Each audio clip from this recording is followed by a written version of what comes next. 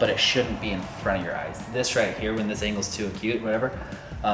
So about eye level, right? So as you're drawing, and so you're right there. Right. Are you shooting your bow improperly, or are you pulling your bow back like an We are going to figure that out right now. Guys, welcome to my humble abode. This is our gym. If you've never seen the video where we break down why the heck do you have such a big gym at your house, there's the video. I'll link it right here. You can check it out. But we are obsessed with fitness. And for me, my North Star is elk hunting. I make most of my decisions based on that. Like, that's why I shoot. That's why I work out. That's why I plan specific family events so that I have all the time and freedom and flexibility to go hunting as much as possible. The reason why I want to do this video with Preston is I want you guys to increase your bow poundage, and I want you to draw your bow back proper. We're here to talk about the common faults of pulling a bow back and shooting a bow, all the things people are doing wrong. Not my opinion, but the guy who works with the US archery team. This is MTN PHYSIO, Preston Ward. What's up, buddy? What's up? How are you? Welcome to the channel. Thank you. Brought him in from Salt Lake City. He is a subject matter expert. Let's talk about the common mistakes we see in the way people pull their bow back. Didn't know this till 5 minutes ago. You can actually get penalized in Worlds for sky drawing. Yeah. Show us. So sky drawing, if you draw back like this, then you'll get penalized. Did not know that. Yeah. And some people do that just because they're weak and they need to lean back, use more lats. Yeah. Then you have the, what I like to call, the old bow pullback with your bicep thing. Show us that one. So you're here and then coming up. But you gotta do that fast, man. Okay. Like, because the buck is coming, you gotta be like, yeah, dude. I love that one. And then you have guys that are real static in one arm, but then they're definitely using a lot and putting the shoulder. Show us that one. What would you call this? Improper. Improper. Drawing. I don't know. So you're drawing back like this, and you're really just using one arm. So one arm pulling back, and what I see here. So all of these have their own issues with them. Yeah. This one in particular, if you draw back 70 pounds repetitively with just the one arm, what you're gonna do is you're gonna get bicep tendonitis there. You're gonna get a bicep tendon overuse. Okay. And then honestly, let's go backside view, guys. Pull your bow back or whatever, and keep this up, shrugged up. Yeah, oh, there you go. Okay. So I see a lot of guys shooting with a lot of elevation and no depression on this. So Yeah. And so bring this down. So we are looking for, the scaps are cool, guys. Like, they do upward rotation, downward rotation, retraction. They also do elevation, depression. Yep. Like, there's a lot of muscles attached to scaps, and this is his lane. And we're gonna go over how to fix your common faults right now. So I think you need to work on me a little bit. Okay. I typically pull my bow back with a lot of a lean, and then I pull back with a lot of my right side. I don't feel like I'm pushing as much as I could with my left side. Yeah. And I also don't bring the arrow down to the animal. I always pull, I come up. Okay. I've just noticed for me that I'm always aiming for the top of the lower third of an animal. Yeah. And and I also don't want to induce any TP. Yeah, I know we'll call it what you're gonna TP. say. And so when you come down, that induces a lot of it. So I don't like that. I totally understand what you're saying. So I just like to stare at what I'm gonna hit and get surprise breaks. Anyways, that's not the point of this video. The point is what can I do?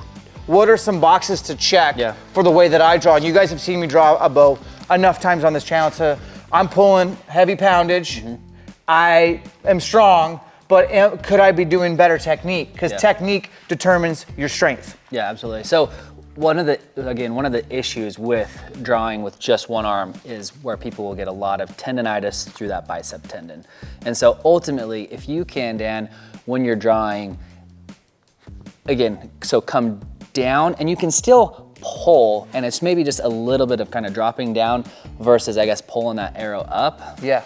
I would prefer that more than the other. Yeah. All of these come with their own issues. Like, for instance, when people do, I'm gonna bring up this really quick, when people do draw back here and then they come up, they're typically really, really strong athletes, we'll say. They go to the gym, they work out every single day. Yep. But their rotator cuff, when I test their rotator cuff is completely weak. And that's going to be the next video that we do, guys, is we're going to show you how to assess, test, and evaluate your rotator cuff. And we have a former baseball player, a collegiate one, that we're going to test. I think his rotator cuff is weak. We're going to find out, and we'll show you how to do that. But for today's video, you know, the bicep draw, guys, yeah, you're not a wimp. Yeah. You're not using the right muscles. All this has to do with you're not using the right muscles in the right order. In the right order, yeah. Okay, so I think from an overview, no matter how you draw your bow, you wanna do it the same. And we're putting tension in muscles and soft tissue. Yeah. So if we get tired or fatigued, we could have variation. Yeah. Variation does not go well with accuracy, right? Yeah. So could you just tell us some of the most basic, fundamental, common fixes for just good pulling the bow back and holding the bow steadier? Like, what are you trying to see from the long view of somebody's structure? And you can use me as an example, but I just want the takeaways for these guys. Yeah, so draw back a bow right here. What I'm looking for, so when I watch someone draw, when I do an analysis here, what I'm looking for first off is, again, making sure that shoulders are down.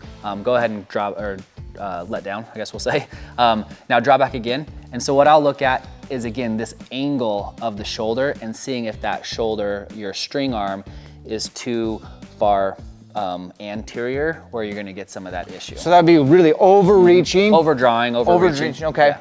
Now, the guys that are here that wanna use their lats and biceps, they're not wanting to use the rotator cuff. Yeah. The telltale sign is just, and honestly, I think it's not as accurate to do a bunch of stuff and then get into an anchor, and you're like, absolutely to be right. consistent. You're absolutely right. And here's the issue with that. So again, a lot of people do it, and if you do it and it doesn't hurt, okay, maybe you can get by with it. If you're strong, you're going to the gym.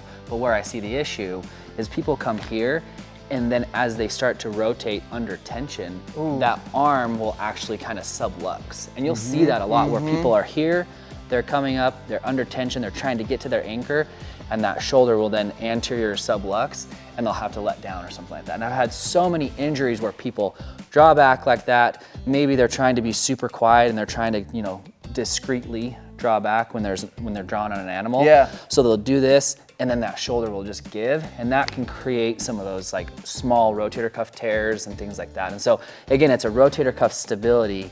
The rotator cuff, really, the purpose is to bring that shoulder in and then down so that you don't get any of that. Now, I hate this term, people use it a lot, but any of that impingement where that shoulder basically migrates superiorly and hits that top of the acromion. So I'll dumb that down, guys. Yeah.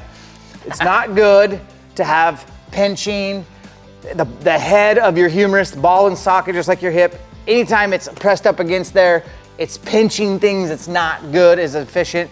I wanted to say, like, for this draw right here, and I'm not an archery coach, but I know that that is a lot of movement that is hard to repeat. And I always watch professional archers to kind of steal their best practices. And it seems like all of them pull that string to them and their head position doesn't move. I see guys all the time here and they're like trying to get into the, so it could be a draw length issue. It could be that you have the wrong, all that stuff.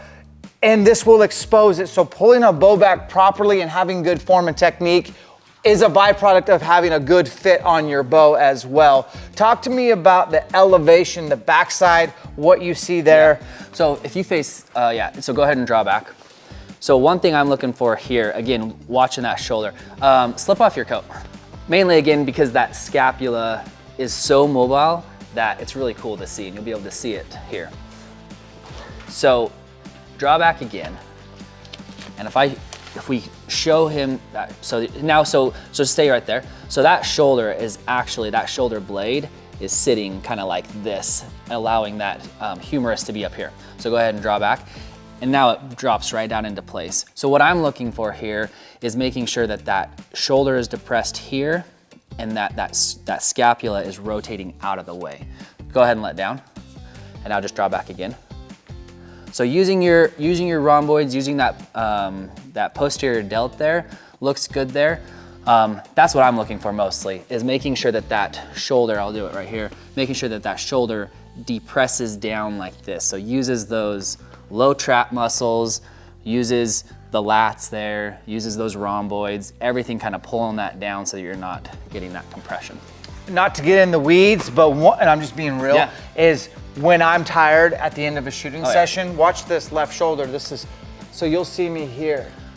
So When I wanna be there. So what you're doing there is you're actually getting fatigued and you're bringing that shoulder forward. You're rotating that anteriorly. And that's something that I'm really cognizant of, is that on the back end of my shooting sessions, like that's part of my shot process, is to suck these shoulder blades down. So guys, what did we learn here? The way you pull a bow back, the way you hold a bow back, all depends on your proper recruitment. And you're only gonna know if you film yourself and observe, man, what are some weaknesses and faults? And now you should know what to look for. Coming on part 2, we are going to do the assessment of someone who had a prior injury. You're gonna be working with Jeff. Jeff, 28-year-old rotator cuff tear and a repair. 28 is young, and so we're gonna assess how strong he is. Looking at people who have rotator cuff tears, you've got to stay on top of your exercises. I say it's like taking a multivitamin for life. You're gonna have to do your rotator cuff exercises for the rest of your life, and especially bow hunters, honestly. So stick around for part 2, especially if you've had a shoulder surgery or you're thinking about getting it. We're gonna give you some tips, some tools, some tactics to help keep that shoulder healthy for the rest of your bow hunting career.